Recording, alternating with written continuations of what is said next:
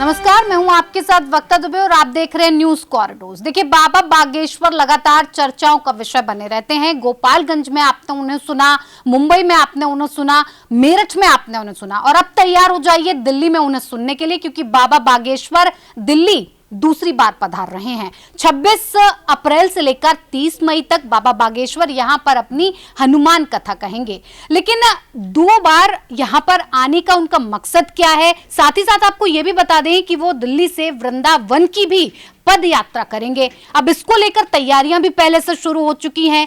क्या कुछ इसको लेकर पूरा कनेक्शन है, इसी पर बातचीत करेंगे। किस तरह से वो तैयारी कर रहे हैं, किस तरह का वो प्लान तैयार कर रहे हैं, ये भी जानने की कोशिश करेंगे। हमारे साथ न्यूज रूम में हमारे सहयोगी साथी भी मौजूद हैं। शालू मौजूद हैं, शालिनी भी हैं, भास्कर जी भी हैं, पशुपति जी भी हैं और शैलेंद्र जी भी हमारे साथ हैं। मैं शुरुआत पशुपति जी से करूंगी। सर, एक बार में 2 बार उनका दिल्ली आना हो रहा है, लगातार बार बार दिल्ली का दौरा करना, क्या मकसद लग रहा है, कितना अहम माना जाए इसे? देखिए, दिल्ली जो है, यहाँ पर कोई भी कार्यक्रम हो, कुछ भी बात हो, तो इसका मैसेज पूरे देश में जाता है। आप मेरठ में आए थे, दिल्ली एनसीआर का जोन था और बहुत जल्दी वो फिर आ रहे हैं यहाँ पर। तो ये दिल्ली अगर आने का मतलब है कि हरियाणा भी आपका कवर हो जाता है, दिल्ली तो है ही, उत्तर प्रदेश भी आपका कवर हो जाता है। इसके साथ साथ जो आपके कुछ इलाके पंजाब से कुछ लोग आ जाते हैं, तो ये जो पूरा इलाका है, उत्तराखंड से कुछ लोग यहाँ आ जाते हैं आसानी से, और यहाँ पूरे हिंदुस्तान के लोग तो हैं ही। तो यहाँ पर जो मैसेज जाता है वो लंबा मैसेज जाता है। और बाबा बागेश्वर, अभी चूंकि इतने सारे मुद्दे हैं, वक्फ है, पहलगाम है, इसके बाद सरकार का मुद्दा है, बिहार का इलेक्शन है, पूर्वांचल के वोटर हैं, ये सब जो है, यमुना सफाई है। आप देखिएगा, ये 5 दिन की कथा में मुझे लगता है कि 50 तो ऐसे मुद्दे आएंगे जिस पर पूरे हिंदुस्तान में बातचीत होगी। बिल्कुल, लगातार बाबा जहां भी पहुंचे हैं उन्होंने हिंदुत्व की, सनातन की बातचीत की है। क्या लग रहा है इस बार आए हैं तो क्या कुछ मुद्दे रह सकते हैं इस बार भी? जिस तरह से वो कहते रहे हैं हिंदू राष्ट्र होना चाहिए, हिंदुत्व सनातन को एक होना चाहिए, ये बात एक बार फिर से बाबा के मुंह से सुनाई देगी? एकदम यही सुनाई देगी, और क्या सुनाई देगा। बाबा बागेश्वर का एकमात्र उद्देश्य है सनातन की सेवा करना, और उसके लिए वो हिंदुओं को एकजुट कर रहे हैं, और इसीलिए कथाएं करते हैं, इसीलिए दरबार लगाते हैं, और इसीलिए चमत्कार दिखाते हैं जो दिल्ली में वो दिखाएंगे 26 से लेकर 30 तक। हम भी जाएंगे वहाँ पे क्या होगा, हर रोज़ का अपडेट आपको देंगे। वहाँ कौन कितना परेशान है, कौन बाबा के दरबार में पहुँच पाया, कौन नहीं पहुँच पाया, क्या व्यवस्थाएं हैं, हर जानकारी आपके पास हम रोज़ पहुँचाएंगे, क्योंकि दिल्ली में दरबार है और हम दिल्ली में मौजूद हैं। जब मेरठ तक जा सकते हैं तो वहाँ भी जाएंगे। तो और उसके बाद बाबा का जो टारगेट है, जैसे संघ का उद्देश्य क्या है, एक कुआं, एक शमशान और एक कुछ और था, विधान भूल रहा हूँ मैं। तो मतलब हिंदुओं को एकजुट करना, जो जातियों में बटे हुए हैं उन सारे हिंदुओं को एकजुट करना, कि ना कोई यादव है, ना कोई ब्राह्मण है, ना कोई क्षत्रिय है, सब हिंदू हैं।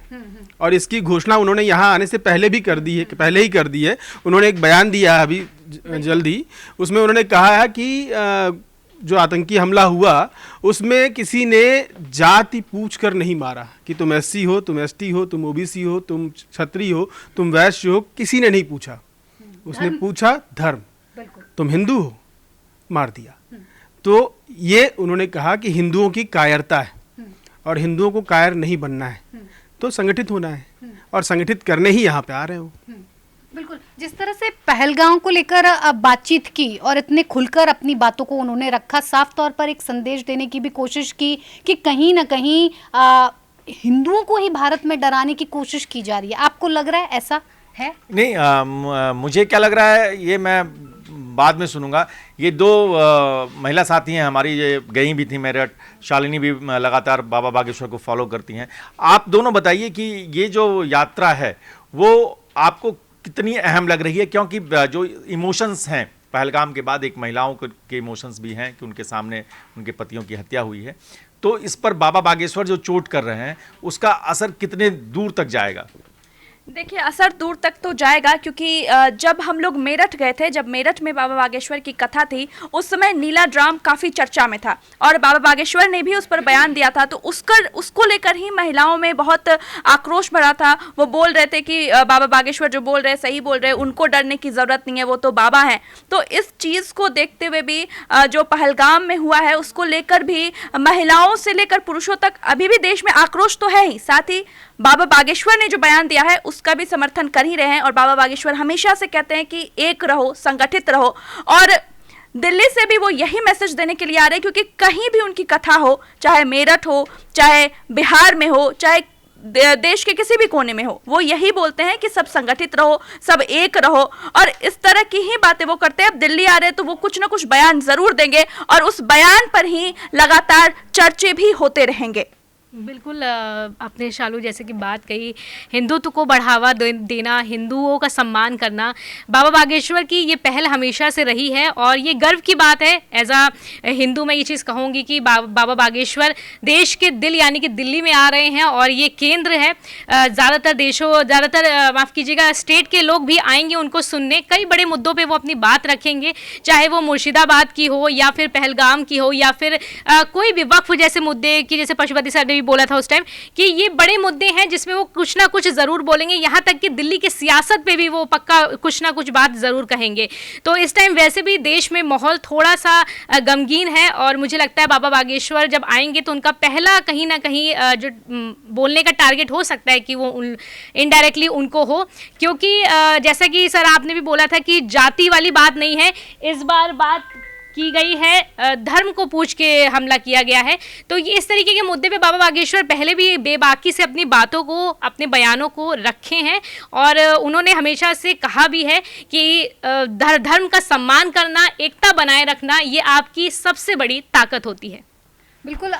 शैलेंद्र जी, क्या लग रहा है, बाबा बागेश्वर आ रहे हैं, दिल्ली पहुंच रहे हैं, ऐसे में मुद्दा तो हमेशा से सनातन पर ही उनका जोर रहता है, लेकिन इस बार आपको लग रहा है कुछ बदला माहौल रहेगा, कुछ और बातें भी वो कहेंगे, किसी और तरफ भी वो टारगेट कर सकते हैं, क्या कुछ हो सकता है? देखिए, आ तो रहे हैं बाबा बागेश्वर हनुमान कथा के लिए, तो जाहिर है कहीं भी जाते हैं वो कथा के लिए ही जाते हैं, लेकिन उस कथा के बीच में और हमारे धार्मिक प्रसंगों के बीच में बहुत सारी घटनाएं होती है जिसको वो वर्तमान से रिलेट भी करते हैं वो, और उसके जरिए वो एक मैसेज देने की कोशिश करते हैं। ये कोई नई परंपरा नहीं है, हमारे सनातन में ये परंपरा रही है। जैसे आप पुराने राजाओं के यहाँ भी देखेंगे, जो उनके जो गुरु होते थे वो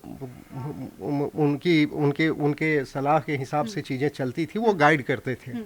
तो ये सनातन के लिए नई परंपरा नहीं है, बट वो चाहते हैं कि उस परंपरा को फिर से व्यवहार में लाया जाए। जो कुछ भी कश्मीर में हुआ है वो हम सुनेंगे, जब वो कल पहुंच रहे हैं, वो 26 से उनकी कथा शुरू होगी, आप देखिएगा वो उसकी गूंज उनकी कथा में सुनाई देगा। वो पहले से भी ये बात करते रहे हैं, उन्होंने बहुत जोर दे करके कहा है कि भाई हिंदुओं से कहा है कि अब नहीं संभले तो फिर मौका नहीं है शायद तुम्हारे पास। तो इस तरह की बात तो वो करेंगे, जरूर करेंगे। और पंडित धीरेन्द्र शास्त्री जो पीठाधीश्वर हैं बागेश्वर धाम के, उनकी एक और चीज़ है कि खासियत है कि वो जब भी कथा में जाते हैं वो समसामयिक विषयों को उठाते हैं, वो राजनीति को भी उठाते हैं, सामाजिक मुद्दों को भी उठाते हैं, क्योंकि वो उस मतलब स्कूल से आते हैं, समाज से जुड़ेंगे। हाँ, जो वो मानता है कि भाई राजनीति में को अगर धर्म से बिल्कुल अलग कर दिया जाए तो राजनीति के पथ भ्रष्ट होने की आशंका बनी रहती है। उसी तरह से समाज को गाइड करने के लिए, हमारा समाज सही दिशा में जाए, वहाँ भी धर्म की ज़रूरत होती है। तो इस तरह की सोच की जो हमारी परंपरा है उससे आते हैं, इसलिए वो जब भी कहीं भी कथा में जाते हैं वो राजनीतिक सामाजिक मुद्दों को न सिर्फ उठाते हैं, बड़ी बेबाकी से अपनी राय देते हैं, अपनी टिप्पणी करते हैं वो। और जाहिर सी बात है कि वो तो कहते हैं कि सनातन ही उनका सनातन को स्थापित करना, सनातन को आगे ले जाना उनके जीवन का उद्देश्य है। बिल्कुल। तो उस सब के केंद्र में सनातन ही होता है। बिल्कुल। जाते जाते भास्कर जी, एक सवाल आपसे, पॉलिटिकल यात्रा भी इसे कह रहे हैं। बाबा बागेश्वर वैसे तो हर जगह जाते ही रहते हैं, उसे पॉलिटिकल पार्टियां पॉलिटिकल यात्रा भी कहती हैं। अब जब वो दिल्ली आ रहे हैं तो क्या लग रहा है, एक तरह से ये मैसेज देने की भी तैयारी हो रही है कि आने वाले आगे 4-5 महीने बाद वो दिल्ली से वृंदावन की भी तैयारी कर रहे हैं, पदयात्रा करेंगे, तो यहीं से वो उसका गोल सेट करेंगे? एकदम, देखिए वो जहाँ भी जाते हैं, चूंकि वो सनातन की सेवा कर रहे हैं, तो सनातन की सेवा के लिए बीजेपी ने अपनी बीजेपी स्थापित हुई थी। बीजेपी की स्थापना जो की गई वो सनातन और अध्यात्म और धर्म के आधार पर ही उसकी स्थापना हुई, और उसने 1992 वाला जो कांड हुआ उसके बाद ही वो बहुत तेजी से उभरी। तो वो एक पर्याय बन जाता है अपने आप कि आप जैसे सनातन का जिक्र करते हैं, नाम लेते हैं, तो बीजेपी का वो पर्याय बन जाता है, वो एक सिक्के के दो पहलू बन जाते हैं। तो बाबा बागेश्वर चाहें ना चाहें, लेकिन वो बीजेपी से एक जुड़ चुके हैं। अब वो इसका खंडन करते रहते हैं, हर मंच पर करते हैं। मैं पॉलिटिकल पार्टी से जुड़ा नहीं हूँ, कई चैनलों में वो गए तो वहाँ पे वो बोलते हैं मैं राहुल का भी वही समर्थन करता हूँ, मैं किसी और का भी समर्थन करता हूँ, अगर वो सनातन की बात करते हैं तो वो इस बात का खंडन कर चुके हैं। लेकिन चूंकि वो काम बीजेपी करती आई है, वो मंदिर बना रही है, मंदिरों की स्थापना कर रही है, तो वो अपने आप बीजेपी के साथ जुड़ जाते हैं। तो दिल्ली आएंगे, कहीं भी जाएंगे, तो जहाँ भी जाएंगे, वृंदावन जाएंगे, फायदा बीजेपी को अपने आप पहुँचना शुरू हो जाता है। तो उसका कोई और चाहते हुए भी फायदा बीजेपी को ही पहुंचा रहे हैं, लग रहा है फायदा बीजेपी को पहुंच रहा है। बाबा फायदा अपना कर रहे हैं, हिंदुओं को संगठित करने की बात कर रहे हैं, लेकिन चाहने न चाहते हुए भी ये चीज बीजेपी के पक्ष में चली जाती है। बिल्कुल चली ही जाती है ये। हम सिर्फ दिल्ली की बात, अभी तो दिल्ली में कथा होनी है, अभी तो देखना है कि वहाँ कहाँ से लोग आते हैं और कौन वीआईपी गेस्ट आते हैं। ये भी वीवीआईपी गेस्ट भी आएंगे, वीआईपी गेस्ट भी आएंगे, ये भी देखने वाली बात होगी। और जिस तरह के वो बयान देते हैं और बीजेपी की जिस तरह की राजनीति रही है, उस हिसाब से एक दूसरे के वो साथ ही चलते हुए नजर आते हैं कि मतलब एक नदी के दो किनारे जैसे ही नजर आते हैं। उसके बाद चाहे वो बिहार में कुछ बोले तो उसका असर भी दिखा था, वो मेरठ में कुछ बोले उसका असर भी दिखा था देश पर, आम नागरिकों पर। दिल्ली में कुछ बोलेंगे तो उसका असर तो दिखेगा, क्योंकि दिल्ली तो देश की राजधानी है, ये तो पूरे देश में बात फैलेगी फिर तो। बिल्कुल। तो देख जी पॉइंट मैं जोड़ना चाहता हूँ इसमें। देखिए होता ऐसा है कि बीजेपी एक पॉलिटिकल पार्टी है। जब राजनेता, कोई राजनीतिज्ञ या कोई पॉलिटिकल पार्टी जब कोई नैरेटिव सेट करने की कोशिश करती है, कुछ बात लोगों तक पहुंचाने की कोशिश करती है, तो राजनेताओं की छवि आम तौर पे ऐसी है कि आम आदमी के लिए उससे कन्विंस होना बड़ा मुश्किल होता है। वो मान के चलता है कि ये सही बोल नहीं रहा है, या ये जो कह रहा है कुछ वोट के लिए कुछ कह रहा है, बाद में ये करेगा नहीं। आम लोगों की धारणा यही होती है।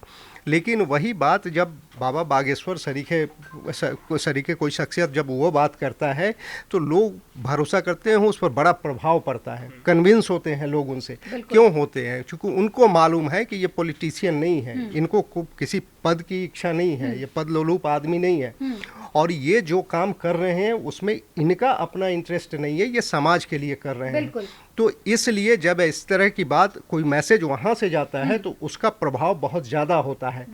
अब इन्होंने कही, बड़ी अच्छी बात कही कि भाई आप, हम सब लोगों ने कही कि भाई अगर वो सनातन के बारे में कुछ बात कह रहे हैं, ठीक है, वो हिंदुओं को एकजुट होने की बात कर रहे हैं, लोग उससे कन्विंस हो रहे हैं, सहमत हो रहे हैं, तो चुनाव में इसका रिफ्लेक्शन दिखेगा। तो एकमात्र पार्टी है जो जिसको हिंदूवादी पार्टी का ठप्पा लगा हुआ है, जिसपे वो बीजेपी है, तो इसका फायदा बीजेपी को मिलता है। बिल्कुल। तो देखिए बाबा बागेश्वर अपना दिल्ली मिशन को लेकर दिल्ली आ रहे हैं। 26 अप्रैल से 30 अप्रैल तक उनकी हनुमान कथा, आपको बता दें, दिल्ली के अंदर पश्चिम बिहार में होने वाली है। तो इसको लेकर अब मुद्दे क्या रहेंगे? बाबा हमेशा सनातन की बात करते हैं, हमेशा एकजुट रहने की बात करते हैं, हिंदुत्व की बात करते हैं, संगठित होने की बात करते हैं, लेकिन इस बार पहलगांव के मुद्दे पर भी उन्होंने एक गंभीर मुद्दा उठाते हुए गंभीर बात कही है, गंभीर चोट की है। क्या कहेंगे इस पूरे मुद्दे को लेकर भी बाबा? ये देखने वाली बात होगी। तो एक चीज और बता दूं लोगों को, एक इंफॉर्मेशन दे देते हैं कि भीड़ बहुत ज़्यादा होगी दिल्ली में। पूरा ट्रैफिक डाइवर्जन शुरू कर दिया है, ट्रैफिक को नए तरीके से उसको डाइवर्ट किया गया है, उसमें उसकी नई प्लानिंग की गई है। तो अगर आप नहीं पहुंच पा रहे हैं तो भी बाबा को लाइव सुन सकते हैं, आस्था चैनल पे लाइव होंगे, और बाबा अपने फेसबुक पेज और दूसरे सोशल मीडिया उनके प्लेटफॉर्म है, उस पर लाइव रहते हैं। तो आप बाबा क्या बोलेंगे, चाहे वो पहलगाम पे बोले या किसी और चीज़ पे बोले, अगर वो आप सीधा सुन सकते हैं। बिल्कुल। तो आप बने रहिए न्यूज़ कॉरिडोर्स के साथ। न्यूज़ कॉरिडोर्स आप हमें यूट्यूब पर, इंस्टाग्राम पर, एक्स पर और फेसबुक पर फॉलो कर सकते हैं।